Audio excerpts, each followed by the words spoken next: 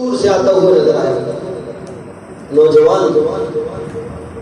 آپ کے قریب پہنچا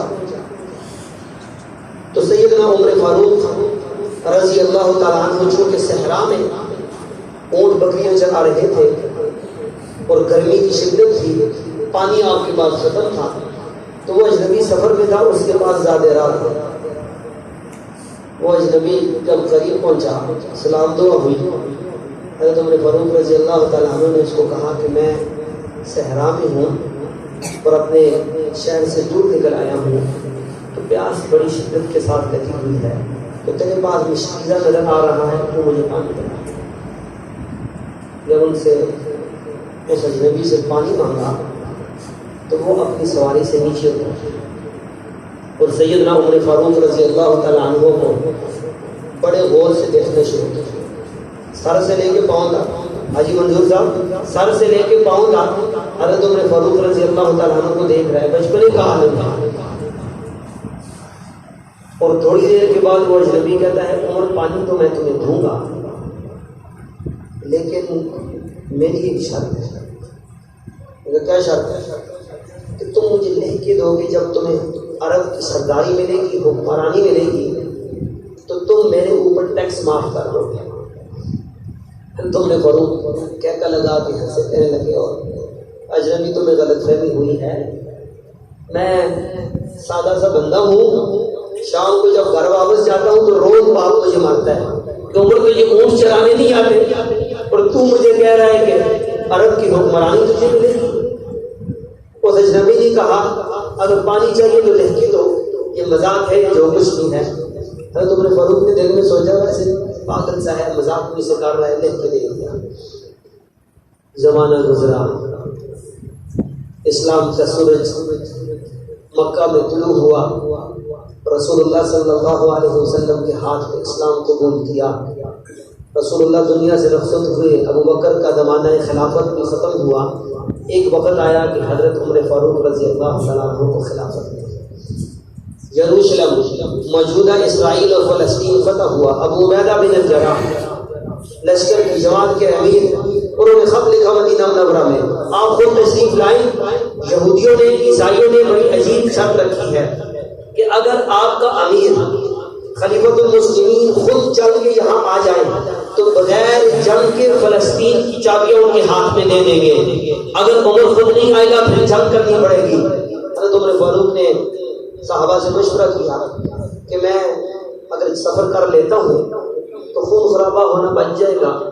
تو آپ لوگوں کا کیا خیال ہے؟ سب نے کہا کہ آپ سفر میں نکل جائیں۔ اللہ، آدھی سے زیادہ دنیا کا حکمران جب سفر پہ نکلا، کوئی اس کے آگے پیچھے ہوٹر سکوٹر نہیں تھا، کوئی پروٹوکول نہیں تھا، ایک غلام اور ایک سواری لے کے نکلا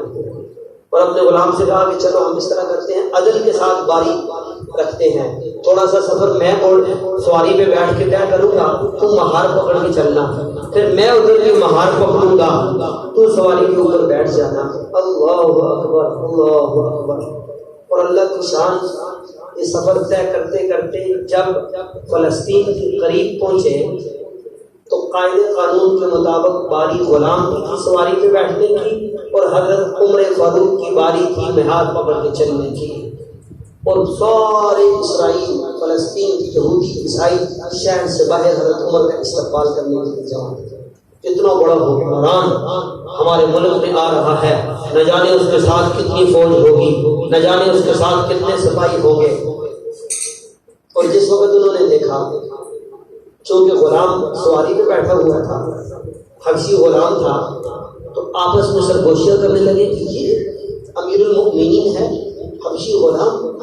حضرت ابو عبیدہ بن جراح نے کہا کہ وہ امیر المؤمنین نہیں، بلکہ امیر المؤمنین وہ ہے جو ہاتھ میں مہار پکڑ کے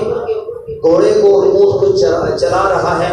یہ ہمارا امیر المؤمنین ہے۔ سب کی چیخیں نکل گئی کہ اگر دنیا میں عدل قائم ہو سکتا ہے تو وہ اس وجہ سے ہے کہ سیدنا عمر فاروق رضی اللہ تعالیٰ عنہ اپنے غلام کو سواری پہ بٹھا کے سفر کر رہے ہیں۔ جب وہ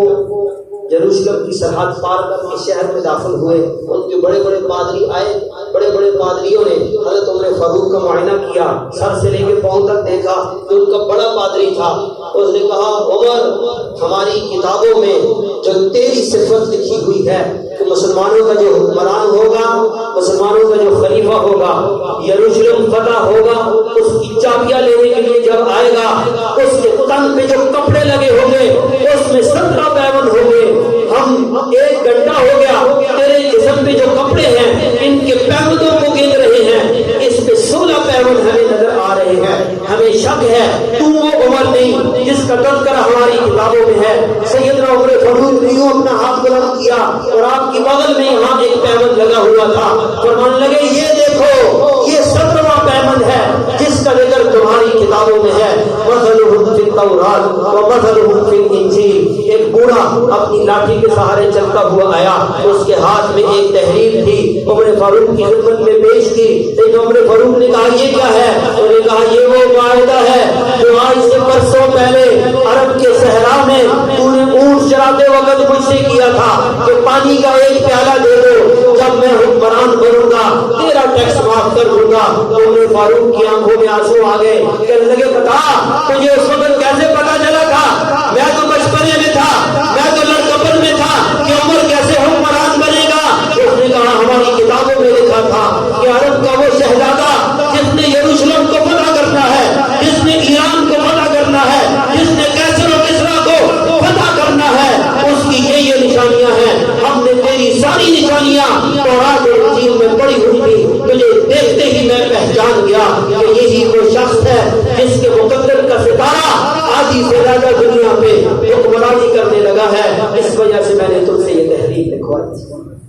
چھوٹی بات ہے میرے بھائیوں، آج محرم کا مہینہ ہمیں اپنے ان اکابر کی یاد دلاتا ہے اور ہمیں یہ بتاتا ہے کہ صرف بریانی کھانے پہ گزارا نہ کرو، شربت پینے پہ گزارا نہ کرو، حسین کی طرح اور عمر کی طرح سر کٹانا بھی سیکھو۔ جب دین کے اوپر کوئی بات آئے تو جس طرح حسین اور عمر فاروق نے اپنی جان اللہ کے دین کے لیے قربان کی تھی، ایسے ہی ہم قربان کریں گے نہیں کریں گے؟ یہی محرم الحرام کا پیغام ہے۔ اللہ جل جلالہ عمل کی توفیق